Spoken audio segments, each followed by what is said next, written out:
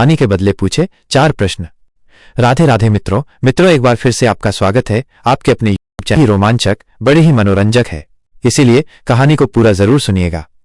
तो दोस्तों, कहानी शुरू करने से पहले आपसे हाथ जोड़कर निवेदन है कि हमारे चैनल को सब्सक्राइब करके बेल आइकॉन को ऑल पे प्रेस करिए, ताकि आने वाली वीडियो की हर नोटिफिकेशन आपको सबसे पहले मिलती रहे। तो दोस्तों, आज की कहानी प्रारंभ करते हैं। मित्रों, किसी गांव में एक सेठ रहता था। सेठ की गांव में बड़ी मान प्रतिष्ठा थी। सेठ जी का एक ही बेटा था जो व्यापार के काम से परदेश गया हुआ था। सेठ की बहू एक दिन कुएं पर पानी भरने गई। जब घड़ा उसका भर गया तो उसे उठा करके कुएं की मुंडेर पर रख दिया और वहीं कुएं पर अपना हाथ पैर धोने लगी। मुंह हाथ धो रही थी, तभी कहीं से राहगीर वहां पर आ पहुंचे। राहगीर बोला, बहन, मैं बहुत प्यासी हूं, क्या मुझे पानी पिला दोगी? सेठ की बहू को पानी पिलाने में थोड़ी झिझक महसूस हुई, क्योंकि उस समय उसने बहुत कम कपड़े पहने हुए थे और उसके पास कोई लोटा या गिलास भी नहीं था जिससे वो उन राहगीरों को पानी पिला सके। इसी कारण वो उन राहगीरों को पानी पिलाना उसे ठीक नहीं लगा और वो उन राहगीरों को पानी पिलाने से मना भी नहीं करना चाहती थी। बहू ने उनसे पूछा, आप कौन है? राहगीर ने कहा, मैं एक यात्री हूं। बहू बोली, यात्री तो संसार में केवल 2 ही होते हैं, आप उन दोनों में से कौन है? अगर आप मेरे इस सवाल का सही जवाब दिया तो मैं आपको पानी पिला दूंगी, नहीं तो मैं पानी नहीं पिलाऊंगी। बेचारा राहगीर उसकी बात का कोई जवाब ना दे सका। तभी दूसरे राहगीर ने पानी पिलाने के लिए विनती की। बहू ने दूसरे राहगीर से पूछा, अच्छा तो आप बताएं, आप कौन है? दूसरा राहगीर तुरंत बोल उठा, मैं तो एक गरीब आदमी हूं। सेठ की बहू बोली, भैया, गरीब तो केवल 2 ही होते हैं, आप उनमें से कौन है? दूसरा राहगीर प्रश्न सुनकर के चकरा गया। उसको कोई जवाब नहीं सूझा तो वो चुपचाप हट गया। तीसरा राहगीर बोला, बहन, मुझे बहुत प्यास लगी है, ईश्वर के लिए मुझे पानी पिला दो। बहू ने पूछा, अब आप कौन है? तीसरा राहगीर बोला, बहन, मैं तो एक अनपढ़ गंवार हूं। यह सुनकर के बहू बोली, अरे भाई, अनपढ़ गंवार तो इस संसार में बस 2 ही होते हैं, आप उनमें से कौन है? तीसरा बेचारा राहगीर कुछ बोल नहीं पाया। अंत में चौथा राहगीर आगे आया और बोला, बहन, बड़ी मेहरबानी होगी जो तुम मुझे पानी पिला दो। प्यासे को पानी पिलाना तो पुण्य का काम होता है। सेठ की बहू बड़ी ही चतुर और होशियार थी। उसने चौथे राहगीर से पूछा, आप कौन है? वो राहगीर अपनी खींच छिपाते हुए बोला, मैं तो बहन बड़ा ही मूर्ख हूं। बहू ने कहा, मूर्ख तो केवल संसार में 2 ही होते हैं, आप उनमें से कौन है? वो बेचारा भी उसके प्रश्न का उत्तर न दे सका। चारों राहगीर बगैर पानी पिए वहां से जाने लगे तो बहू बोली, यहां से थोड़ी दूर पर मेरा घर है, आप लोग कृपया वहीं पर चलें, वहां पर मैं बिना प्रश्न किए आपको पानी पिला सकती हूं। चारों राहगीर उसके घर की तरफ चल पड़े। बहू ने उसी बीच पानी का घड़ा उठाया और छोटे रास्ते से अपने घर को पहुंच गई। उसने घड़ा रखा और अपने कपड़े ठीक करके पहन लिए। इतने में वे चारों राहगीर उसके घर पहुंच गए। बहू ने उन सभी को गुड़ दिया और पानी पिलाया। पानी पीने के बाद वे राहगीर अपनी राह पर चल पड़े। सेठ उस समय घर में एक तरफ बैठा ये सब देख रहा था। उसे बड़ा दुख हुआ।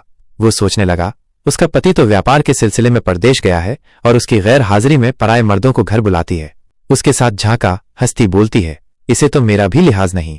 अगर मैं ये सब देखकर आज चुप रह गया तो आगे इसकी हिम्मत और बढ़ जाएगी। मेरे सामने इसे किसी से बोलने की अनुमति नहीं है। मैं इसे मेरे सामने बोलने में भी शर्म नहीं आती तो मेरे पीछे न जाने क्या करती होगी। फिर एक बात यह भी है, अगर कोई बीमारी अपने आप ठीक नहीं होती तो उसे वैद्य के पास जाना ही पड़ता है। क्यों न इसका फैसला मैं राजा पर ही छोड़ दूं।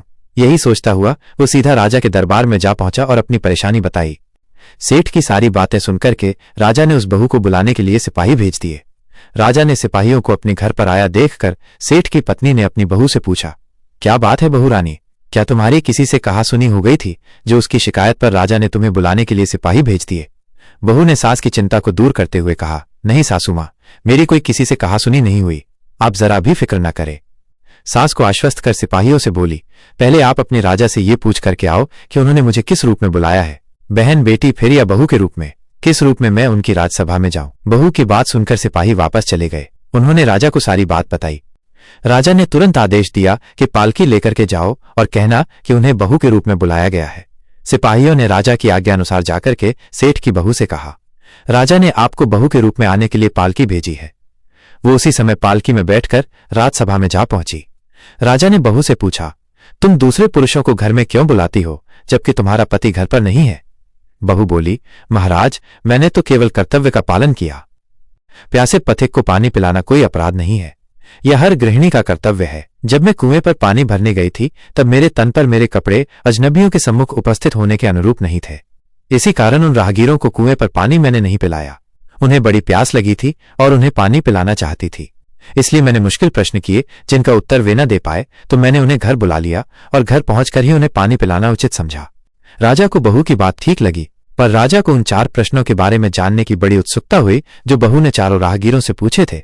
राजा ने सेठ की बहू से कहा, भला मैं भी तो जानूं वे कौन से मुश्किल प्रश्न थे जिनका उत्तर वे चारों राहगीर न दे पाए। बहू ने तब वे सारे प्रश्न दोहराए। बहू के प्रश्न सुन राजा और सभासद चकित रह गए। फिर राजा ने उनसे कहा, अब तुम ही खुद इन प्रश्नों के उत्तर दो, हम ये सब जानना चाहते हैं। बहू बोली, महाराज, मेरी दृष्टि में पहले प्रश्न का उत्तर है कि संसार में सिर्फ यात्री 2 ही होते हैं, सूर्य और चंद्रमा। मेरे दूसरे प्रश्न का उत्तर है कि गाय और इस पृथ्वी पर ऐसे 2 प्राणी हैं जो गरीब हैं। अब मैं आपको तीसरे प्रश्न का उत्तर सुनाती हूं। महाराज, हर इंसान के साथ हमेशा अनपढ़ गंवार की तरह जो साथ चलते रहते हैं वे भोजन और पानी हैं। चौथे आदमी ने कहा कि वो मूर्ख है, और जब मैंने उससे पूछा कि मूर्ख 2 ही होते हैं, उनमें से कौन से मूर्ख हो, तो वो प्राणी उत्तर न दे पाया।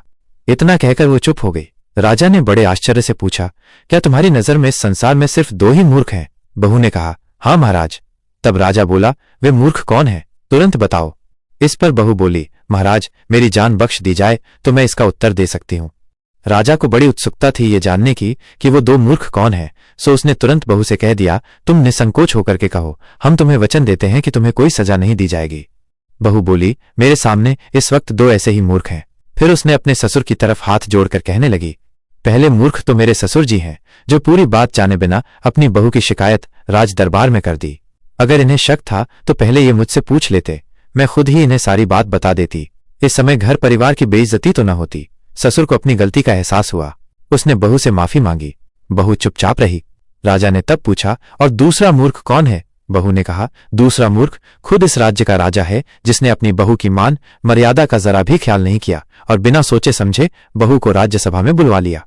बहू की बात सुनकर राजा पहले तो क्रोध से आग बबूला हो गया, परंतु तभी उसे सारी बात समझ में आ गई।